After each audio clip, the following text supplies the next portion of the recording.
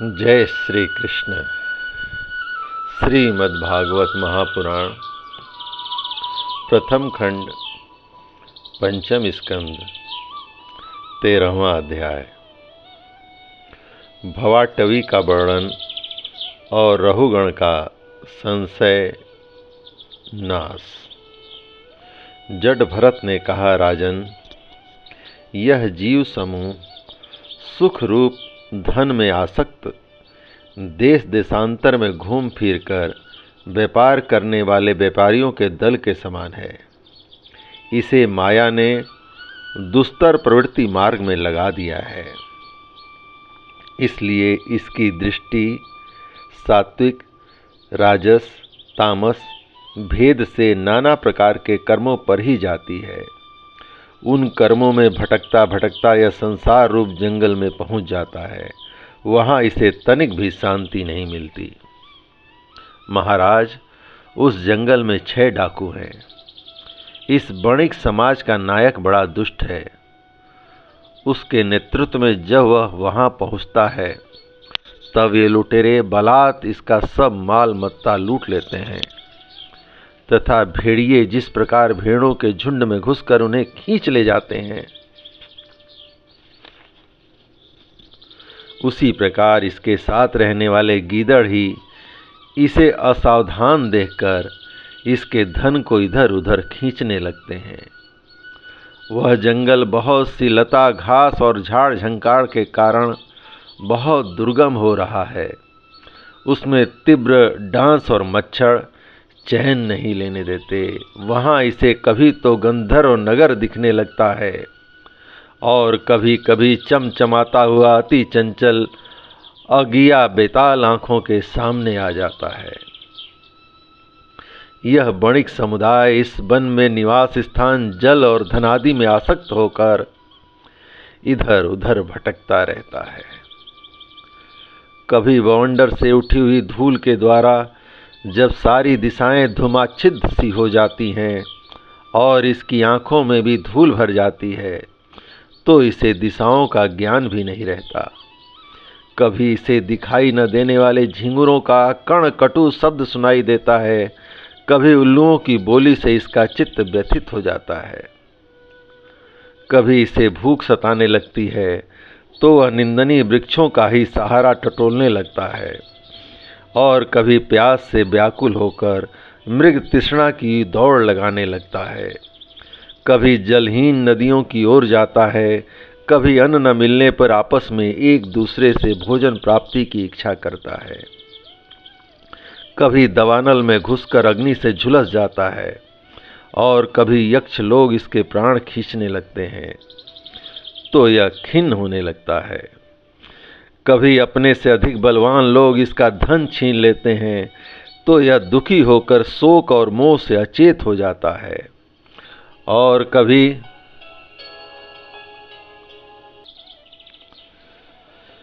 कभी इसे भूख सताने लगती है तो वह निंदनीय वृक्षों का ही सहारा टटोलने लगता है। कभी प्यास से व्याकुल होकर मृग तृष्णा की ओर दौड़ लगाता है। कभी जलहीन नदियों की ओर जाता है।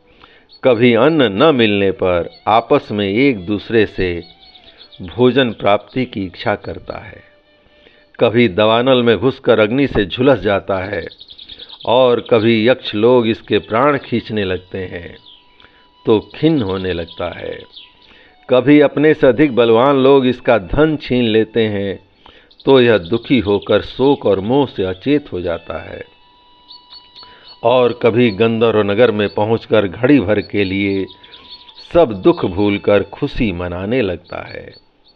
कभी पर्वतों पर चढ़ता चाहता है तो कांटे और कंकड़ों द्वारा पैर छलनी हो जाने से उदास हो जाता है। कुटुंब बहुत बढ़ जाता है और उदर पूर्ति का साधन नहीं होता तो भूख की ज्वाला से संतप्त होकर अपने ही बंधु बांधवों पर खींचने लगता है। कभी अजगर सर्प का ग्रास बनकर वन में फेंके हुए मुर्दे के समान पड़ा रहता है। उस समय इसे कोई सुध बुध नहीं रहती। कभी दूसरे विषैले जंतु इसे काटने लगते हैं तो उनके विष के प्रभाव से अंधा होकर किसी अंधे कुएं में गिर पड़ता है और घोर दुख में अंधकार में बेहोश पड़ा रहता है। कभी मधु खोजने लगता है तो मक्खियां इसके नाक में दम कर देती हैं और इसका सारा अभिमान नष्ट हो जाता है। यदि किसी प्रकार अनेकों कठिनाइयों का सामना करके वह मिल भी गया तो बलात् दूसरे लोग उसे छीन लेते हैं। कभी शीत, घाम, आंधी और वर्षा से अपनी रक्षा करने में असमर्थ हो जाता है। कभी आपस में थोड़ा बहुत व्यापार करता है तो धन के लोभ से दूसरों को धोखा देकर उनसे बैर ठान लेता है। कभी कभी उस संसार वन में इसका धन नष्ट हो जाता है तो इसके पास सैया, आसन, रहने के लिए स्थान और सैर सपाटे के लिए सवारी आदि भी नहीं रहते। तब दूसरों से याचना करता है। मांगने पर भी दूसरे से जब इसे अभिलषित वस्तु नहीं मिलती तब पराई वस्तुओं पर अनुचित दृष्टि रखने के कारण इसे बड़ा तिरस्कार सहना पड़ता है। इस प्रकार व्यवहारिक संबंध के कारण एक दूसरे से द्वेष भाव बढ़ जाने पर भी वह वणिक समूह आपस में विवाह आदि संबंध स्थापित करता है और फिर इस मार्ग में तरह तरह के कष्ट और धन क्षय आदि संकटों को भोगते भोगते मृतकवत हो जाता है। साथियों में से जो मरते जाते हैं उन्हें जहाँ कहाँ तहाँ छोड़कर नवीन उत्पन्न हुओं का साथ लिए वह बनिजारों का समूह बराबर आगे ही बढ़ता रहता है। वीरवर, उनमें से कोई भी प्राणी न तो आज तक वापस लौटा है और न किसी ने इस संकटपूर्ण मार्ग को पार करके परमानंदमय योग की ही शरण ली है। जिन्होंने बड़े बड़े दिक्पालों को जीत लिया है वे धीर वीर पुरुष भी पृथ्वी में यह मेरी है ऐसा अभिमान करके आपस में बैर ठानकर संग्राम भूमि में जूझ जाते हैं तो भी उन्हें भगवान विष्णु का वह अविनाशी पद नहीं मिलता जो बैरहीन परमहंसों को प्राप्त होता है। इस भवाटवी में भटकने वाला यह बनिजारों का दल कभी किसी लता की डालियों का आश्रय लेता है और उस पर रहने वाली मधुरभाषी पक्षियों के मोह में फंस जाता है। कभी सिंहों के समूह से भय मानकर बगुला, कंक और गिद्धों से प्रीत करता है। जब उनसे धोखा उठाता है तब हंसों की पंक्ति में प्रवेश करना चाहता है किंतु उसे उनका आचार नहीं सुहाता। इसलिए बानरों में मिलकर उनके जाति स्वभाव के अनुसार दाम्पत्य सुख में रत रहकर विषय भोगों से इंद्रियों को तृप्त करता रहता है और एक दूसरे का मुख देखते देखते अपनी आयु की अवधि को भूल जाता है। वहाँ वृक्षों में कीड़ा करता हुआ पुत्र और स्त्री के स्नेह पास में बंध जाता है। इसमें मैथुन की वासना इतनी बढ़ जाती है कि तरह तरह के दुर्व्यवहारों से दीन होने पर भी यह विवश होकर कभी बंधन को तोड़ने का साहस नहीं कर सकता। कभी असावधानी से पर्वत की गुफा में गिरने लगता है तो उसमें रहने वाले हाथी से डर कर किसी लता के सहारे लटका रहता है। शत्रु दमन, यदि किसी प्रकार इसे उस आपत्ति से छुटकारा मिल भी जाए तो वह फिर अपने गोल में मिल जाता है। जो मनुष्य माया की प्रेरणा से एक बार इस मार्ग में पहुंच जाता है उसे भटकते भटकते अंत तक अपने परम पुरुषार्थ का पता नहीं लगता। रहुगण, तुम भी इसी मार्ग में भटक रहे हो, इसलिए अब प्रजा को दंड देने का कार्य छोड़कर समस्त प्राणियों के सुहृद हो जाओ और विषयों में अनासक्त होकर भगवत सेवा से तीक्ष्ण किया हुआ ज्ञान रूप खड्ग लेकर इस मार्ग को पार कर लो। राजा रघुगण ने कहा, हे ऋषि, समस्त योनियों में यह मनुष्य जन्म ही श्रेष्ठ है। अन्यान्य लोकों में प्राप्त होने वाले देवादि उत्कृष्ट जन्मों से भी क्या लाभ, जहाँ भगवान ऋषिकेश के पवित्र यश से शुद्ध अंतःकरण वाले आप जैसे महात्माओं का अधिकाधिक समागम नहीं मिलता।